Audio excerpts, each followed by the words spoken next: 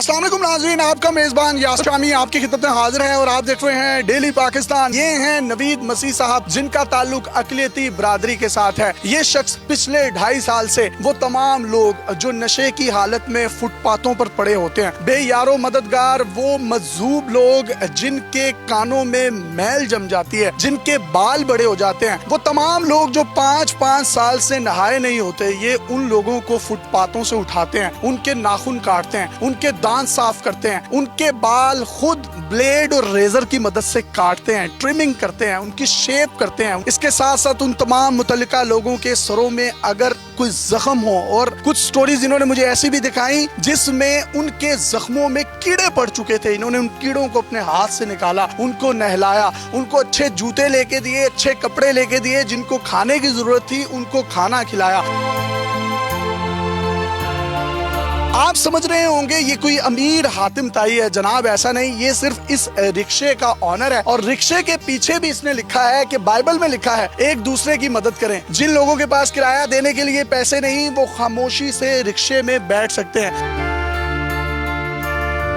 ये काम कितने अरसे से कर रहे हैं आप? मैं ये 2.5 साल से कर रहा हूँ। आप ये जो लोगों को उठाते हैं फुटपाथों से, उनको नहलाते हैं, उनके नाखून काटते हैं, कान की मैल साफ करते हैं, कटिंग करते हैं, फिर खुद शेप करते हैं, फिर खाने खिलाते हैं, कपड़े बदलवाते हैं, ये ख्याल क्यों आया? इंसानियत का ख्याल है।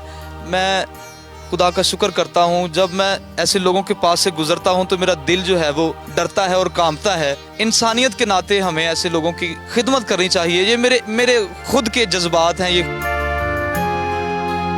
तकरीबन अब तक आप लाहौर की सड़कों से कितने लोगों को उठा चुके हैं? 20 से ज्यादा हो चुके हैं सर जी, 20 से ज्यादा। कुछ लोगों के कानों में मैल होती है, वो सुनाई नहीं देता, उनके कान भी साफ करता हूँ। नाखून बड़े होते हैं, वो उसमें गंद फंसा होता है, वो नाखून भी काटता हूँ। और कुछ लोगों का जो पुहाना है वो भी निकला होता है, उसमें इतनी स्मेल आती है, कोई उनके पास नहीं जाता। तो सर ऐसे लोगों के मैं सब कुछ धोता हूँ उनका।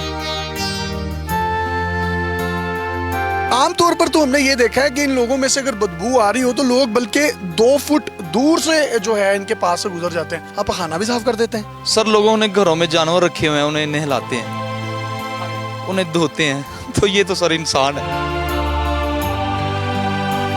कोई ऐसा केस जिसको आपने नहलाया हो या देखा हो और उसकी कंडीशन इतनी बुरी हो कि जो बताने के काबिल भी ना हो, लेकिन आपने जब उसको बिल्कुल सजाया हो, संवारा हो और उसके बाद उसको देखा हो बिफोर आफ्टर में, तो कैसी फीलिंग्स थी आपकी? सर एक बंदा था, उसके सर में जख्म थे पीछे तक, और उसमें हल्के हल्के से वो कीड़े से थे। तो उसे मैं उस जगह से गुजरता था और उसका जख्म साफ किया करता था, उसे साफ भी किया।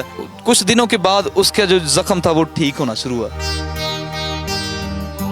जब आप इन लोगों के पास जाते हैं तो वो मान जाते हैं इस बात के लिए कि हाँ वो नहाएंगे या कपड़े बदलवाएंगे या नाखून कटवाएंगे? जी बड़ी मुश्किल से वो मानते हैं। कभी कभी तो ऐसा होता है कि वो काफ़ी मुझे टाइम लग जाता है, बड़ी मुश्किल से उन्हें मनाता हूँ कि आप गंदे लग रहे हैं और मैं आपको साफ सुथरा देखना चाहता हूँ। और फिर वो बड़ी मुश्किल से मान कर, जब मैं उन्हें खाने का लालच देता हूँ कि मेरे पास खाना है, तो वो खाना देकर कहते हैं अच्छा चलें ठीक है आप काट दें। जब उनके बाल काफ़ी बड़े हुए होते हैं और उन्हें काट कर मैं साफ सुथरा करके, शेप उनकी करके, उन्हीं की फ़ोटो उन्हें दिखाता हूँ, तो यकीन माने वो बड़े खुश होता है।